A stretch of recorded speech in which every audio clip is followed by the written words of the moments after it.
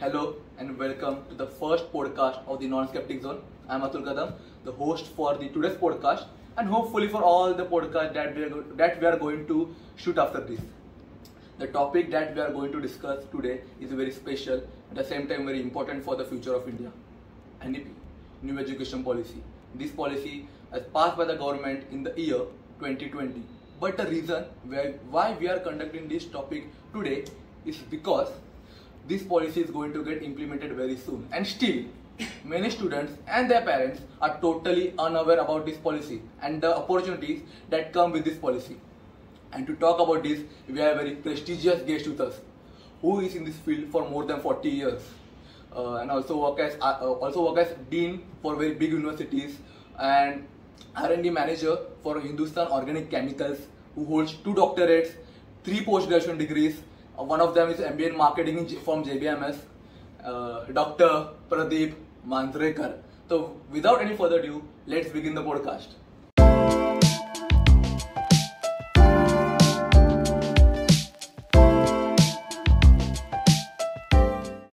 Hello sir, welcome to our podcast, and how are you? I'm very fine, and I hope Atul, you had a very good day today. Yes, good and very hectic day. Very hectic. Right. So, before we go in detail about NEP, Correct. would you like to throw some light about what NEP is all about? Correct. I will tell you what NEP is.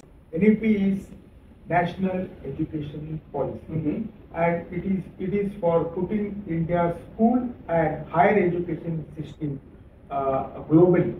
Okay. This policy will replace the 34-year earlier policy, National Education Policy, NEP 1986.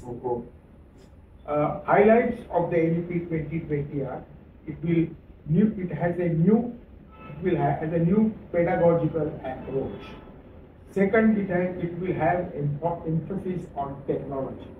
Third will be building new institutions, and fourth will be increasing access to all forms of education, and fifth will be multidisciplinary and holistic education.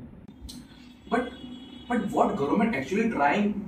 What government want by making these changes? The government wants, by making these changes, the government wants to make India a global superpower in education. Okay. And also to bring out the unique capabilities of the students. Interesting. So we can say that governments want Indian students be at par at foreign based students. Correct. But now my question is that whether this current system foreign based students means basically the students from Western country, that is USA, okay, Canada, Europe, okay, from these countries, not from the African countries. For sure. So, okay, but this current policy, which are still exist and ongoing, are not capable of making students at par with foreign students. The current policy was capable, but however, it had no holistic education approach, and also no vocational education was there along with the normal education. In this policy, we have got normal education as well as vocational education. Vocational education means experimental learning. Experiment. Vocational education is to learn the life skills like carpentry, etc. Okay. Gardening, etc. Okay. So, this policy also dissolves the currently ongoing 10+2 framework and replace it by 5+3+3+4. So this policy, it replaces, and it is a new policy, it replaces our 10+2, and now we have got the 5+3+4 model. This model will talk about, first is the foundation stage, which is from 3 years to 8 years. And in this stage, we have got Anganwadi and 2 years of primary school. Okay. Then the next stage will be school stage, wherein we have got children aged 8 to 11 years from grades 3 to 5, and the emphasis is on experiential learning across areas like science, social science, humanities, etc. Okay. And the second stage will be middle school stage, wherein the children will be aged 11 to 14 and the grades will be 6 to 8 and emphasis will be on subject pedagogy. That is this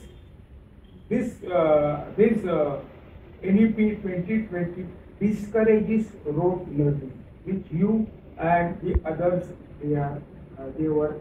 We are all doing in our school life, and now you are immersed in that rote learning. Rattamar learning. You are immersed in that. So it's true, sir, because I personally then I'll go ahead. The secondary level, after this stage, we have got the secondary level stage for the ages 14 to 18, where it is split into two cohorts. First cohort is from grades 9 and 10 in the first cohort, and the second cohort will be in the grade 11 and 12. In this stage, we are the NEP wants to concentrate on critical thinking and aspirations of each student, that is whether they want to become X or Y, and flexibility of the subject. So at this stage, you can exit the grade 10 and again re-enter after some time. Okay, so this policy has many entry and exit points. Yes, this policy has got, this NEP has got many exit points, entry and exit points. So as you mentioned, sir, the rote learning or Attama learning, I personally spent my all school life 10 years by doing the same. That also before the day of exam.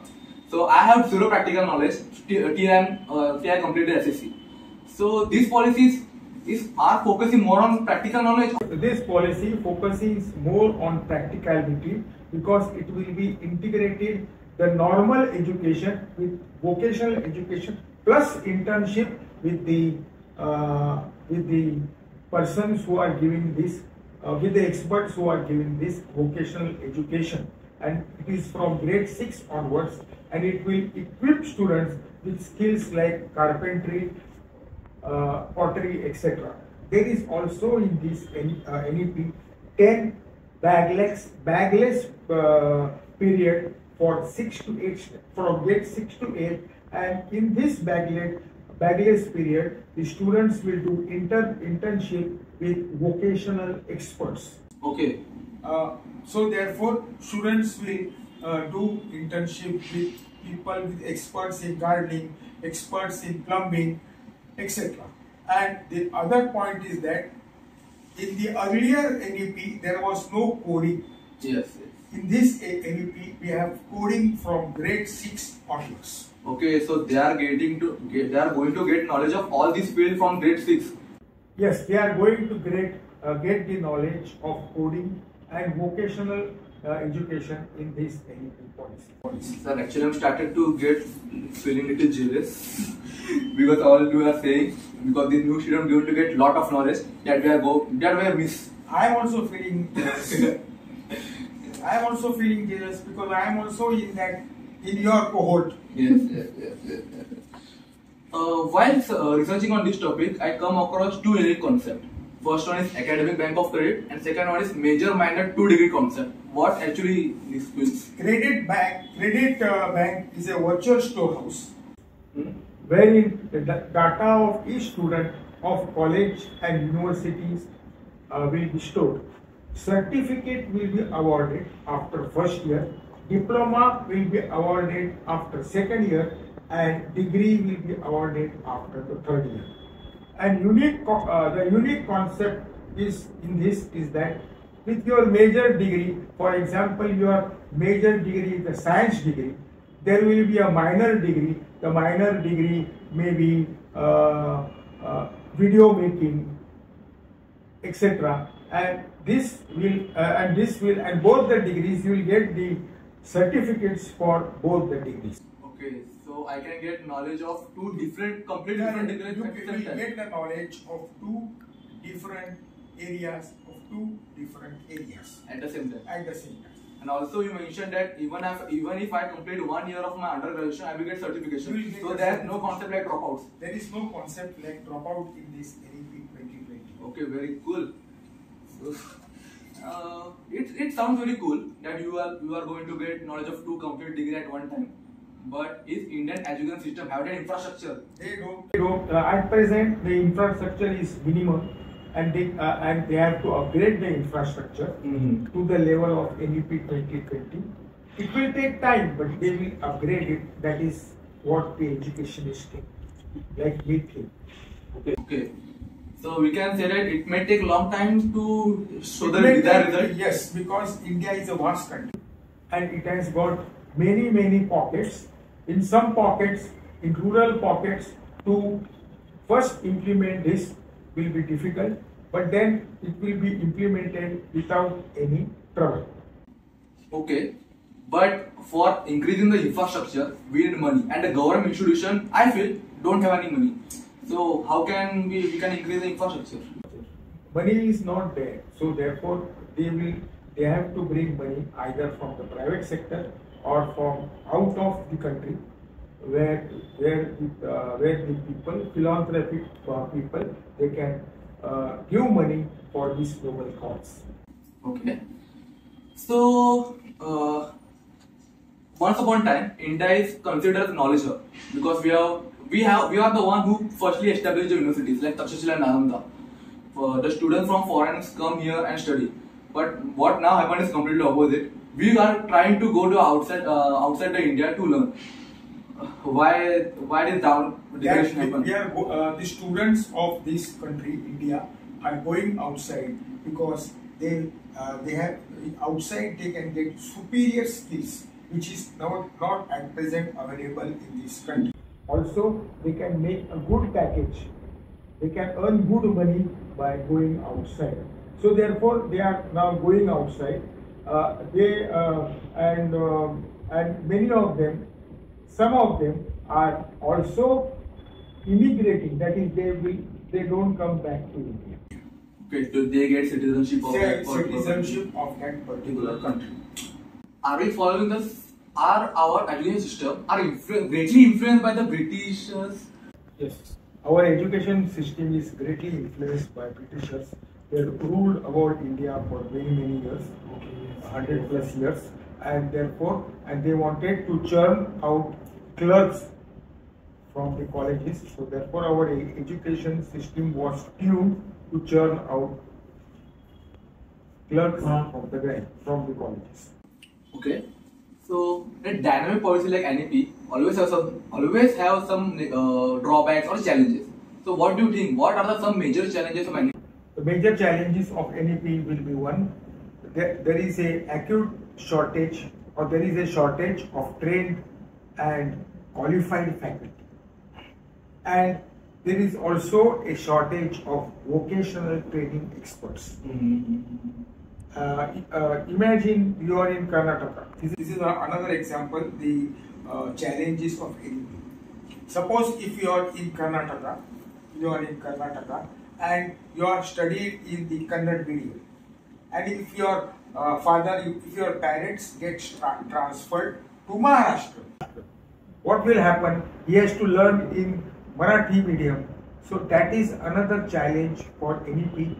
When a student gets transferred from one state to another state, there is a language gap. There is a language barrier.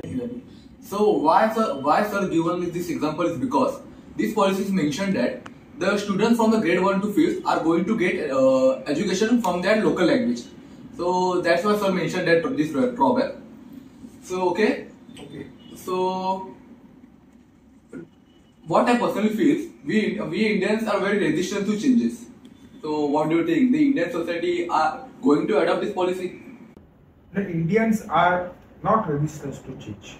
You can historically see that Indians are very much impressed by change. But the Indians were suppressed for centuries.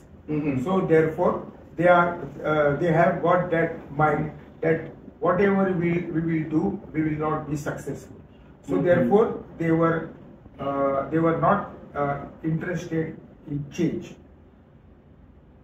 Okay. And we will, and that therefore now we have to, young people like you have to now change their mindsets and say that we will be successful in whatever ventures we go into. Okay. Okay.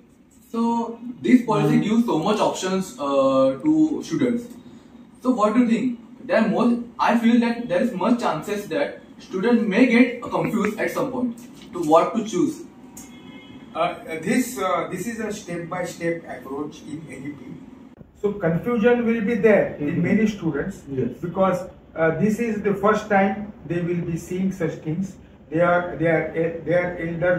elder brothers, elder sisters. They have gone through the older NEP 1986.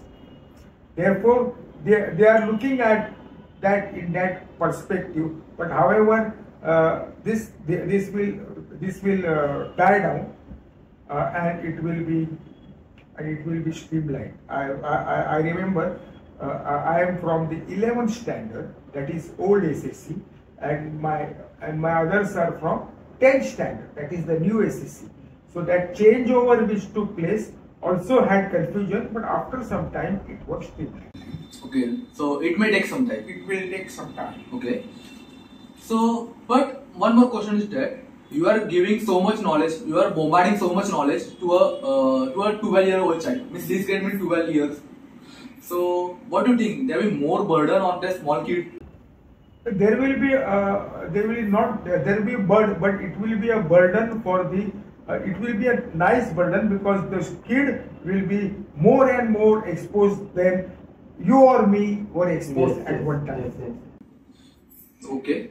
So, what do you think? I feel the technology have to play a very vital part in implementing this policy. Yeah. What so the role of technology in the NEP 2020 is a crucial because it enhances education access to all the sections of the society. Where, for example, there are city-bred students like you, and there will be rural students. For them, access to education has to be there. Okay. Then this will be a tool for educators to improve the quality of their teaching and the educational environment. And it will also improve teaching, learning, and evaluation process.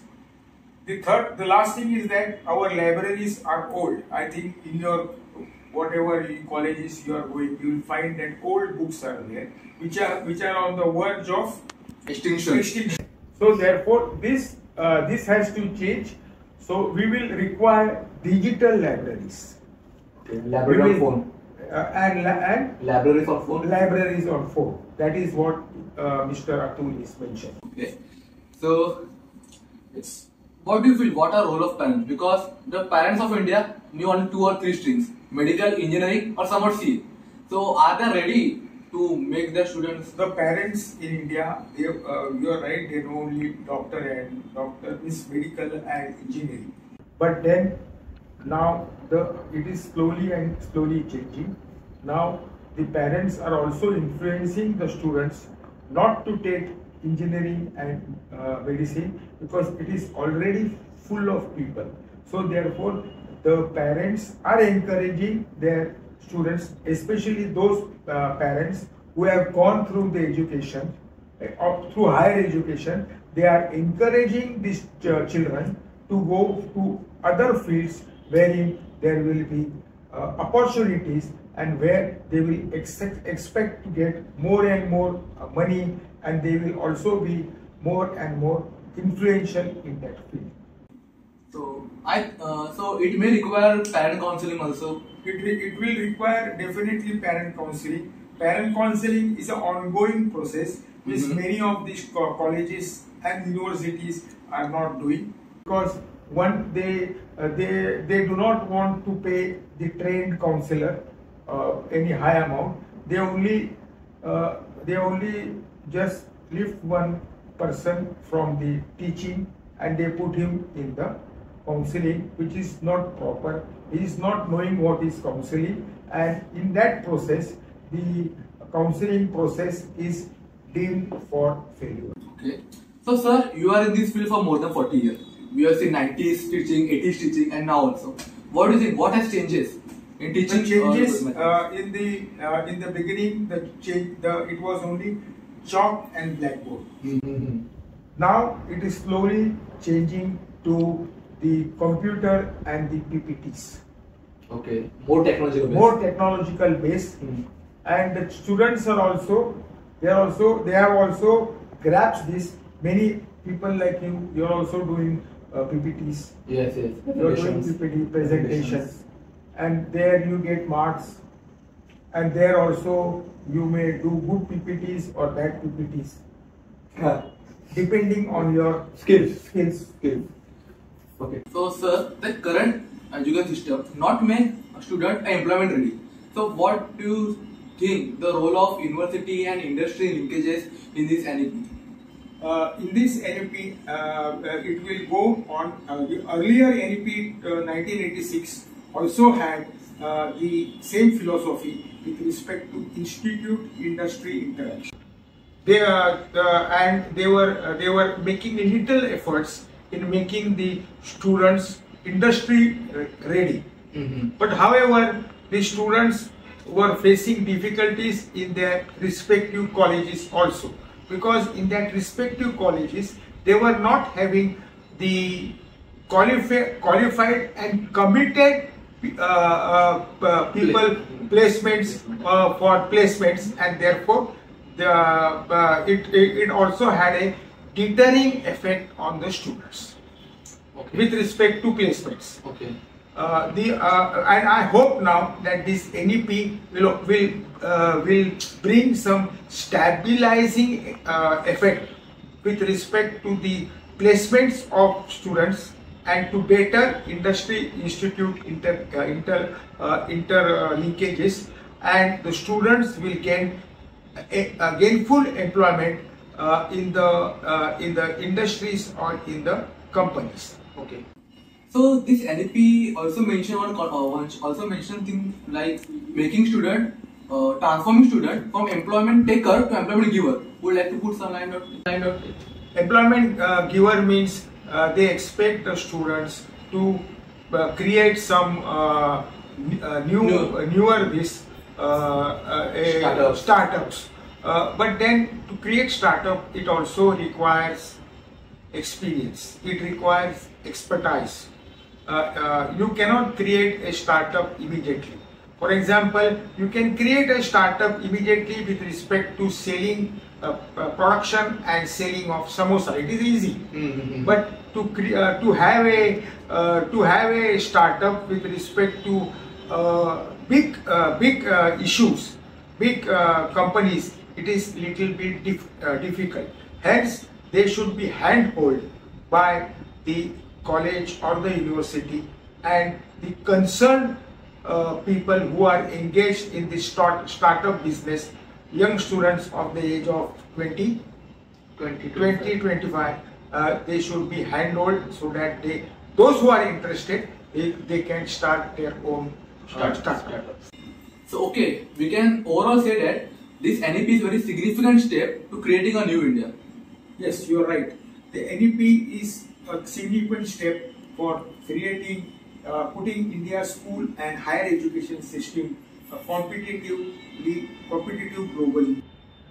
This policy will therefore replace the 34-year-old NEP 1986, and in this NEP we'll have new pedagogical approaches, and there will also be an emphasis on technology, as well as it will be multidisciplinary, and it will have holistic approach.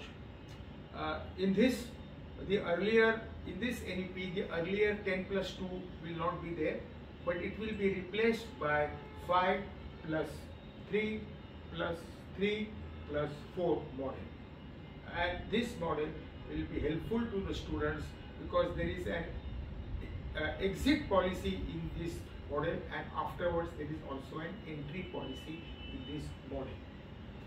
Also, this NEP will focus on practicality, that is, the students will learn more about the vocational education, which is the need of the hour, and there will be also a 8-day in a semester bagless period wherein the students will go to different experts and will learn the trade in which the experts are experts. There is also the role. There is also the challenge of NEP. One is that infrastructure is not on par for this NEP, as well as the faculty is not properly trained for this NEP. However, as a last point, I can say that NEP will be successful or can be successful for making an India into a global knowledge power. If it's implemented. If it is implemented properly. Okay. So, any living message for the students and parents who watching for this? the students, the message is that you have to, the students have to accept this gladly, because this is the first time this new education policy is being implemented, and the student have also got a chance to do a second degree, which is a vocational degree, which is a skill generation degree. So therefore, these students should be happy that they will be learning. For example, one Mr. Jayesh will like to do video photography, so he can have a course on video photography in this NEP. Plus, some students will be interested with respect to wildlife photography. That also, they will get a certificate for this wildlife photography.